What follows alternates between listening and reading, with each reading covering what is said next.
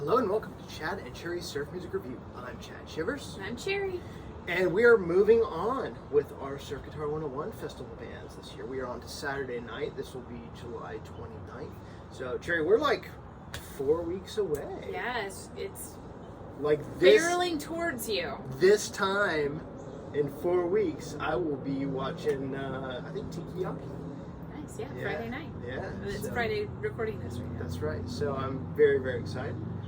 Speaking of excited, we are doing one of my all-time favorite surf records today.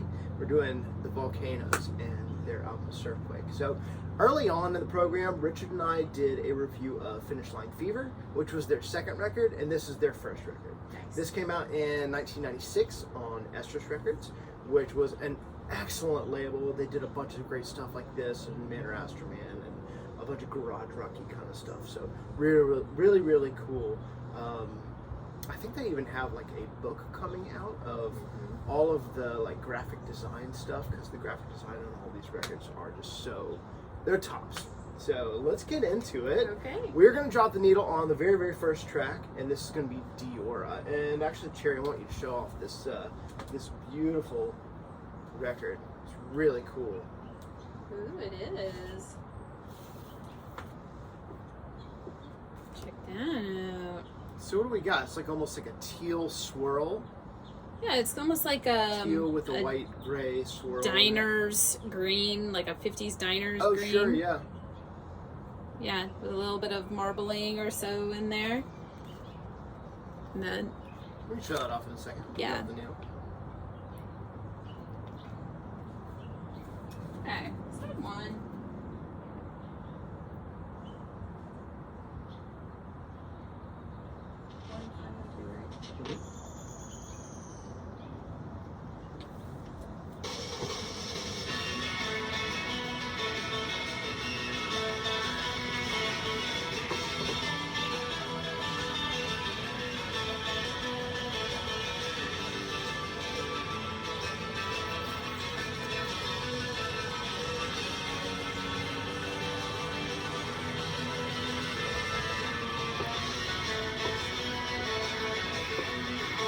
Oh, sorry.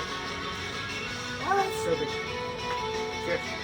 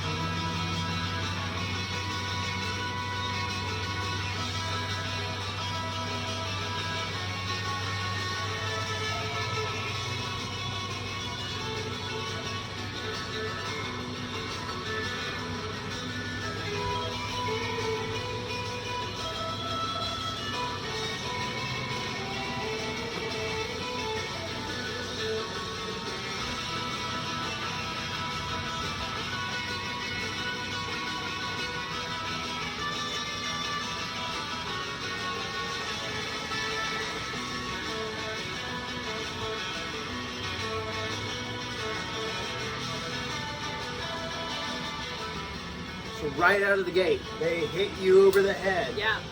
It's a rockin' track, but they are also really strong melodically, and the playing on everyone's part is just completely top notch. So it just, for me, it does not get much better than this. Yeah, it's And pretty tight. it has this like, the Volcanoes have a special place musically for me. They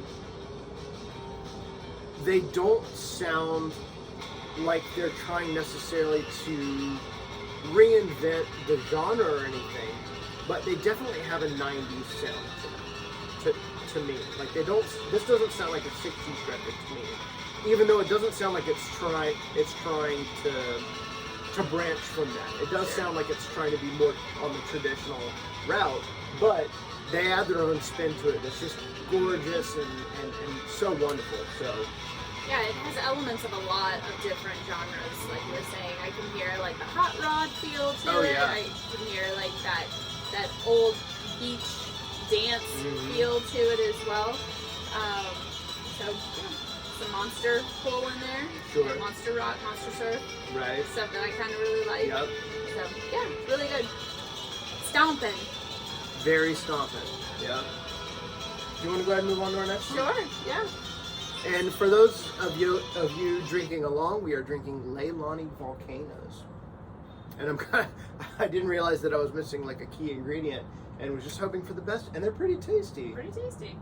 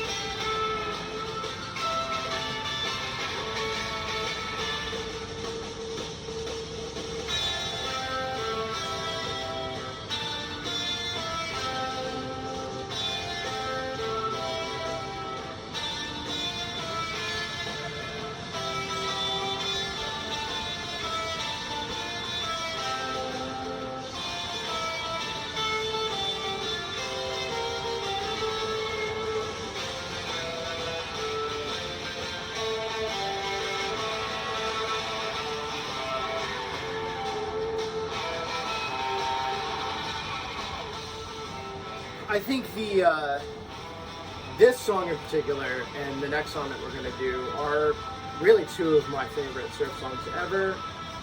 My first band did a lot of things to try and emulate this kind of emotional depth, but we were more brash. Like we were more on the punk edge, less traditional. But yeah, the emotional depth of this song for me, it gives me chills. I mean, even still, we were listening to this record today. We've listened to it quite a few times now, but I've had this record since, I don't know, 97, 98. And for a while there, I had it on CD before. Yeah. For a while there, it just did not leave my CD player. And even now, I'm like, this is timeless. Like, I do not get tired of it.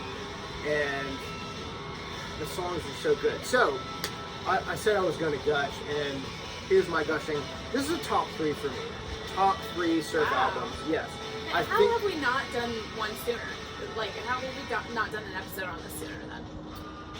Because we did Finish Line Fever, and I guess we just have had other things to do. But we've actually done probably all my top 3, and I might change those, but I think they're pretty well set. So we did, the very first record we did was Madeira, Ancient Winds, and then fairly recently, we did Huntington Pads, introduced the new sound, and now this record. Now, I would say 2 of those records are, in my opinion, perfect records. I don't throw that around very often, but I think this is a absolutely perfect record. Every song is a banger. It's played well. It sounds great. The recording, oh my gosh, don't get me started on the recording. I was actually listening to that drum break, and there's just a subtle hint of reverb, like a room reverb, and it just sounds beautiful. Everything sounds upfront and in your face and vibrant, and almost like your speakers are about to burst. Just really fires me up. So it is a great sound. It's a great sounding record. I wouldn't have guessed it was put out in the 90s. I really? thought it was newer. Oh yeah. Yeah.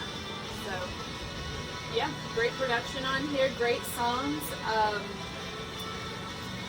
Yeah, I think your gushing says a lot about it. I don't have a lot to contribute to this. Also, to add to my to my evidence of it being a perfect record. Man, look at that artwork. It is so bossed. The typography all around, the sketch quality of the instruments, and it's kind of like, you can tell that a lot of thought went into it, but it looks really loose, and it has a very classic kind of feel, almost like a late 60s like bossa nova record or something. It could do that. And then like the back is just really cool. And I believe Art Chantry did the record, did the album artwork on this one, as he did for many of the Estrus recordings. Like I said, a lot of Manor Astroman stuff as well. So yeah, just so boss. Definitely has like a classic feel on the back as well. Yeah. Maybe like a mid 60s or earlier mid 60s standard surf record, but the front is special. And this has always been in my brain. I remember when I did art, like in high school, I tried to copy some of the style. And I think you also took the hairstyle from these guys too, because you had like a pompadour back in. I did, yeah. In the late '90s, late '90s. Was it '96? Man, yeah, that would have been Baby Chad right there with the pompadour. And I didn't say where these guys from. These guys are from Detroit, so Motown.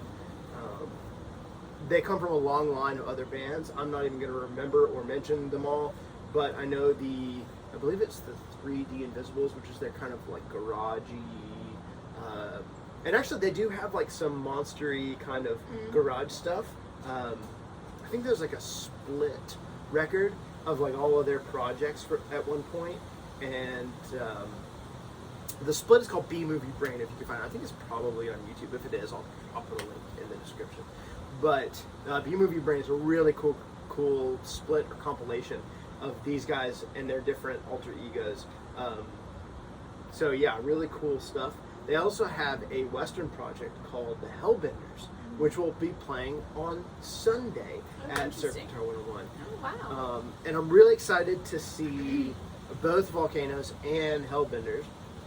I may have mentioned before, I'm pretty sure I did. We actually got to play with the Volcanoes and the Madeira in Indiana, and we were the openers, and I played such a terrible show that it just like basically ruined my night. So I was seeing one of my favorite bands, but I was just not in that good headspace. Right. So I'm hoping that this will be like my redemption of, I'm not playing, I'm just going, but I have a good time, and hopefully it'll make up for it. And it wasn't them, it was totally me. Like I said, I had a bad night, and that was me reflecting upon that evening. Right. So, which was really too bad to play with like two of my favorite groups of all time. I think that might have been another thing. I was just a little starstruck or whatever, even though a lot of these groups are peers now, I still get, you're that guy, or that you're that band that I've been listening to for 25 years now. So that's insane. So yeah, very excited to see them at SG 101. All right, do you want to drop it on our last one? This was your pick, right? Yeah, you asked me which one, and I was like, Surfin St. Helens, and Chad was like, that was on my list too. So this is my other. I think that the two that are really like emotional for me are that last one, which I believe was Coast Highway. I didn't say the name of that one. Coast Highway, and this one, Surfin St. Helens.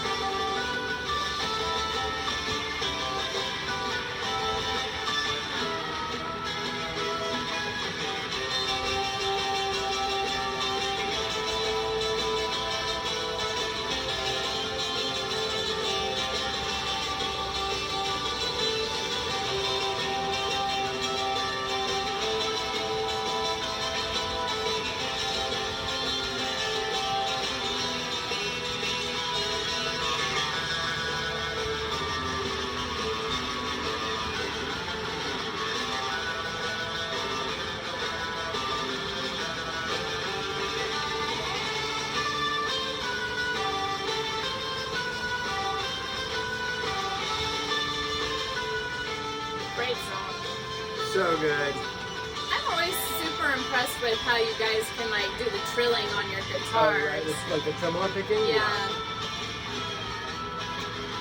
Like my hands would get so tired, or I would just end up like tripping up over strings or something. But it's hard. I'm actually not that great at it. More like Jamie Galatas from Michigan. He has such a great right hand. Yeah. Oh yeah. It's so bizarre to me. I'm like, how do you keep up the stamina it's on really that? difficult. Yeah. Yeah. I think I end up like dropping beats. You know, it sounds fine because it's fast enough and it's, you know, it goes along, but I'll typically take like they're like 16th notes basically. Yeah. I'll drop a 16th note here and there, but you Yeah. don't tend to notice because I'll catch back. Right. So, yeah, I mean, mastering, right? And this was probably done live. You know, it's not like there wasn't all that studio trickery Pro Tools. Right. I mean, there was Pro Tools back then, but we weren't all using it. Right. You know? It was still kind of new too, I guess, in '96. Yeah, relatively. Yeah. So, I don't really have much to say on that one that I didn't say on the other one. Very emotional, incredible playing. I will say, surf bands, if you want to learn how to write a piece of music, listen to this record. I mean, really, so well constructed. Dynamic, rhythmic. On this song, they're trading back and forth solos. There's one song where they do like a pipeline, or no, I'm sorry, not a pipeline thing, a wipeout sort of thing where the guitars cut out and they'll do the chord stabs, and it's just featuring the rhythm section. Just really brilliant little highlights of each member of the group. And I think the guitar tones on this record, they're very different, and they just complement each other so well. So, yeah. Cherry's looking at me funny because I'm like waxing poetic about this record because again, it means that much to me. I love it. I love it. Listening to you, like, just going off about things that you're passionate about. Yeah. So. Yeah. So, if you can find a copy of this record, you definitely need to. I mean, in my opinion, I think you should get it. And unfortunately, Estrus's warehouse burned down several years back. So they're only more rare, getting more rare and more rare. And this is that really gorgeous color. I don't know if all of them are like that. I don't know if there's a black as well, or if it's just random or whatnot. But super cool. The whole record's great. Get it on CD, whatever, however you can get your mitts on it, get it. It's on Spotify as well, so on the digitals, which is fantastic to have.